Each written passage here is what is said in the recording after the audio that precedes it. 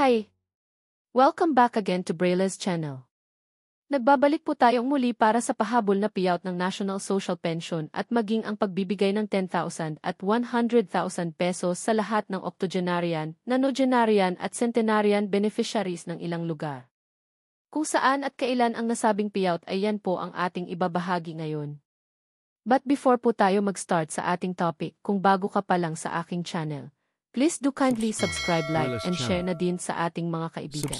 Kaanak o kapwa po natin pensioners at please do share na din sa ating mga social media accounts para mas marami pa ang makaalam. With no further ado, let's begin na po sa ating topic. Just in. To all qualified seniors beneficiaries. Social pension pahabol na payout para sa last week of August at first week of September. Plus 10,000 at 100,000 pesos cash gift distribution. Saan kaya ang mga ito? Buong detalye alamin. Narito na ang mga nagpahabol ng payout. Para sa buwan ng August at September para sa National Social Pension Payout at Cash Gift Distribution.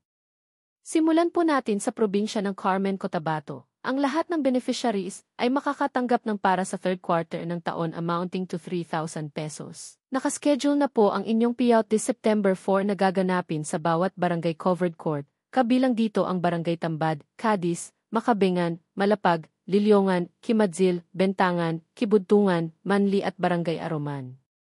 On September 5, nakaschedule na ang payout ng Barangay Kilala, Kitulaan, Peboloan, Landon, Langugan, Tunganon, Tupig, Palanggalan, Ranzo at ang Barangay Kibenes na gaganapin sa bawat barangay covered court. At sa September 6, nakaschedule ng mag-payout ang Barangay Katanayanan, Nasapian, Kibayaw, Ugalingan, General Luna, Manarapan, Takupan at ang barangay publication na gaganapin sa bawat barangay covered court. Ang next schedule ay sa probinsya ng Barangay Tambacan, Iligan City. Nakaschedule na po ang inyong payout this August 26 na gaganapin sa Barangay Tomas Kabili Gymnasium. Next schedule ay sa probinsya ng Panarayon, Bakakay, Albay. Nakaschedule na po ang inyong payout this August 27 na gaganapin sa Baclayan Covered Court na mag-start ng alas 10 ng umaga. Ang sumunod ay sa probinsya ng Barangay San Felipe, Padre Garcia, Batangas. Nakaschedule na po ang inyong payout this August 29 na gaganapin sa Padre Garcia Cultural Center, Kilo North na mag-start ng ala-una ng hapon. Ang next ay sa probinsya ng Barangay Katiklan, Malay Aklan. Nakaschedule na po ang inyong third quarter payout this August 29 na gaganapin sa Katiklan Civic Center na mag-start ng 8 ng umaga.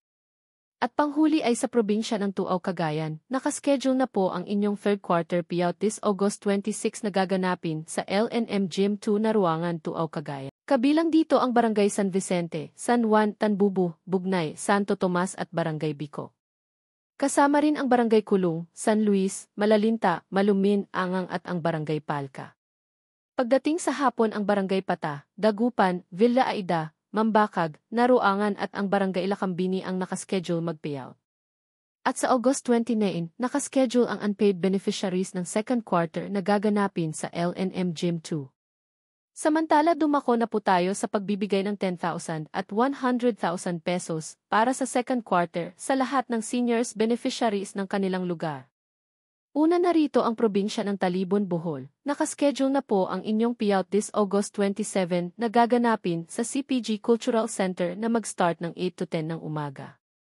At ang isa pa ay sa probinsya ng Barangay Cambuyo, Garcia Hernandez, Bohol. Nakaschedule na po ang inyong second quarter payout para sa lahat ng octogenarian at nonagenarian beneficiaries. Nakaschedule na po ito this August 28 na gaganapin sa Manaba Covered Court na mag-start ng 8 to 11 ng umaga.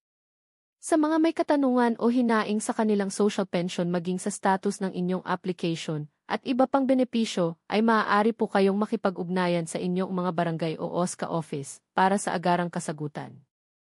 That's it. Sa ngayon ay ito pa lamang ang mga latest updates sa inyong social pension payout maging ang cash gift sa mga octo at nonagenarian beneficiaries. Sa mga wala pa ring payout ay manatili lamang po kayong nakatutok sa aking channel para sa mga upcoming payout updates at iba pang informative videos na para po sa inyo.